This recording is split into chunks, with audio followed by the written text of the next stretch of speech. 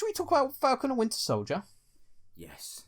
Well, I know what you're going to say, because I think you enjoyed this very much, but starting off, what did you think of this episode? Episode 4. I thought it was excellent. I actually didn't think it was as good as episode 3 with regards to pacing. I thought episode 3 on a whole was actually a better episode, but I thought the ending of this was phenomenal. Like, phenomenal. It's a very strangely structured and paced episode. It's mostly just like walking around like the same city block, going into buildings, going, who are you talking to? But who are you talking to? Yeah, there's no scope in this episode, is there? They're just basically walking around that little town, pointing the finger. Yeah.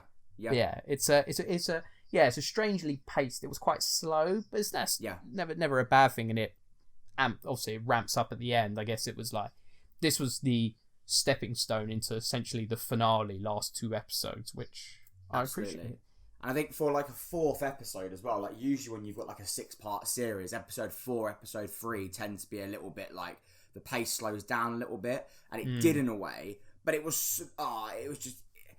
I'm really, really impressed with what they've done with this show. I really didn't expect to enjoy it as much as I have, and I just think what they've done with it is brilliant, and it's made me be so much more invested in Bucky and Sam, like characters which I never really cared for, who I now do care for them so much more. I just think everything about it is brilliant. I really, really do. Definitely. And I'm enjoying this show, I think, more than WandaVision. WandaVision had me questioning too much and shouting Mephisto every week. Absolutely.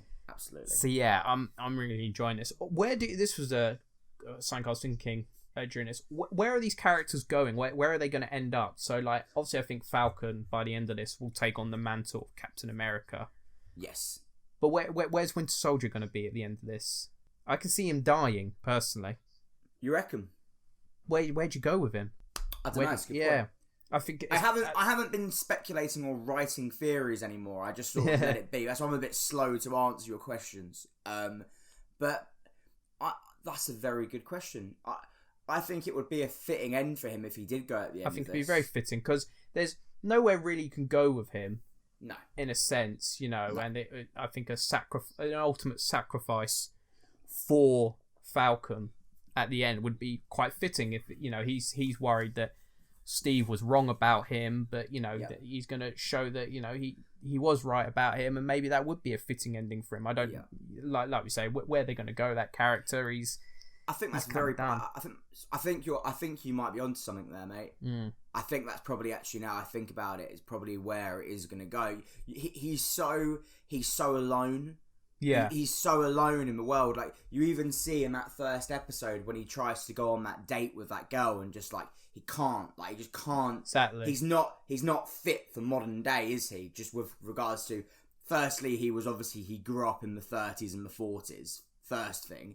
Secondly, he's been made like an assassin for Hydra. Like, he doesn't fit in the modern day world. Yeah, and I think a death would be, in a sense, a way of redeeming that character. He's gone full circle. He did some fucked up shit during the 60s, 70s, and 80s, but then he ultimately came good and overcame his demons, and, you know, sacrificed himself for someone. I think mostly I'm saying that's because I just can't see where they'll go with this character, and I agree. I'm not massively interested in him. I'm interested in what they're doing in this series with Winter Soldier, but other than that, I'm like, well, yeah, but who cares, really? The only other option is that he could. I actually think you're right, by the way, but the only other option is that he could always go back to Wakanda.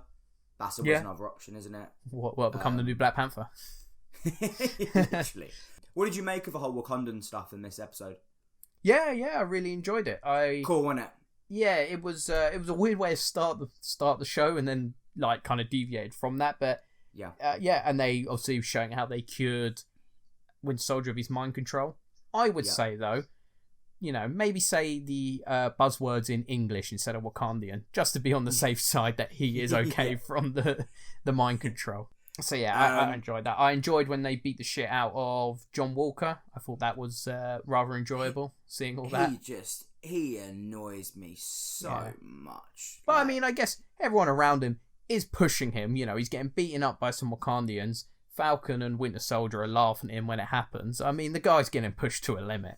Oh, absolutely. I like, because he's obviously, because he's now Captain America, he obviously he wants that respect, and he wants people to, really, respect him and listen to him, because he is Captain America, but obviously he's not the true Captain America, but he's obviously really fighting for that respect. He's only got Hoskins who actually listens to him, and it will go for every order he gives, and he ultimately dies in the end. So who's he got left? And so what do you think now he's taken the super soldier serum? Well, I assume he has. I guess that is alluded to. Of course. Yeah, well, he was bending bars and smashing up concrete slabs. So yeah, of course. Do you think he's going to still work with the government? Yeah. Yeah, I think he is, because he's like kind of like the police state kind of government official. He's like, look, he'll kill for us. He'll do the dirty stuff. So let's send him on a few, naughty missions to, where we want to just kill these people. We just want to eliminate them. He's willing to make that call. But is he going to be Captain America anymore? Is he US agent? He's called in the comics. Yeah. Well, he's keeping that mantle for the next 2 episodes at least. Yeah. Staying. Yeah, of course he is. And I think, the government are going to be like, maybe you're not Captain America. Maybe you're just the Punisher. So why don't you just crack on? Well, I had a theory that, like, maybe, obviously we spoke about Zemo and the Thunderbolts. Could you see him being part of, maybe he's leading the Thunderbolts with Zemo on, sort of part of that group as well. Perhaps he could lead that. Was just about to say that. I was literally just about to say that. In like a Suicide Squad-esque kind of way. Like Suicide Squad, they have Rick Flag. This lot have John Walker, who's willing to kill for the cause and be sent on these dirty missions. Absolutely. General Ross and all the rest of them has an obsession with the super soldier serum. Walker now has the super soldier serum in him. I could see that happening 110%. What did you think then? So let's talk about the brutal scene, the ending scene. What did you think of it? Is that the most brutal scene in the MCU? Hands down, yeah. Not when Wilson Fisk smashed a guy's head in with a car door. That's not part of the MCU, man. It kind of is, kind of isn't. In a weird way, it is. I mean, obviously, it's not comparable. The Wilson Fisk scene is obviously the most brutal thing ever. He decapitates the man's head, and we watch it for like 5 minutes, like. So but anyways, what did you think of all that? I thought the whole thing was phenomenal. Yeah, I thought it was phenomenal. I thought from the moment his partner smashes his head and obviously dies. Yeah, Hoskins. That whole scene was just played out to perfection. Yeah, there was great tension in it, and you could really tell kind of a switch went in his head that he was like, you know what, fuck this. This is bullshit. It's so good, man, and the way that guy was pleading with him, and he was literally like, I didn't do it, it wasn't me, oh my god, I'm getting goosebumps thinking about it. I loved it. I loved it so much. I loved is like, there's a lot of parallels in this between him and Steve Rogers, because obviously that scene where he smashes in that guy's head with the shield is supposed to parallel Cap in Civil War with Iron Man, when obviously he beats the shit out of him, and he has the option to then decapitate him with the shield, but also he takes the essentially non-violent route, whilst this Captain America took the violent route, and what he saw as a way for for authority to go out. And I also noticed another parallel is when they enter the building, him and Hoskins, he's got the shield and the gun just above the shield, which is very First Avenger when they storm a building. I think they're obviously trying to show parallels and how they are different. Obviously they talk about that Zemo's like, the super soldier serum just makes you more of what you are.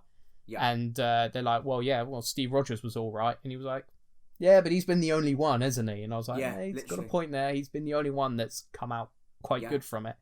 I guess Bucky's been okay, except for all the murders. Well, apart from the 3 decades of like assassinations and the rest of it, but like that final shot.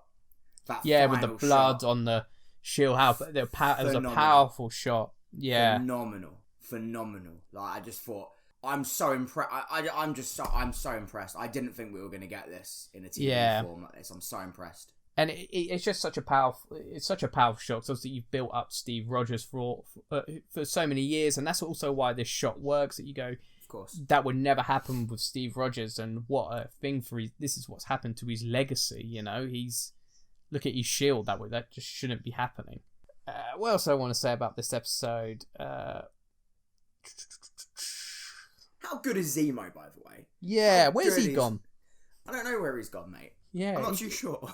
He got away pretty sharpish, didn't he? And they couldn't catch up with him. What a load of bullshit. Yeah. I think he's great. I think he's really good, and I really like that character. Did you see Marvel Studios?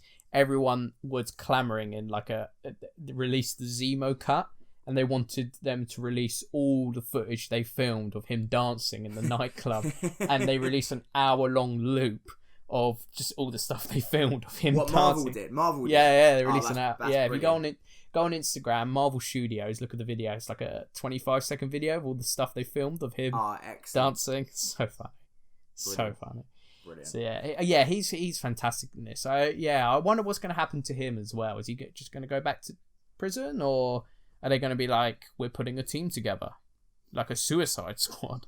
Yeah, I don't know. I really don't know. He's so good. You got to use him, haven't you? You have to use him. Yeah, he's such a great actor. Like, he's done so many great things. You got to have him in.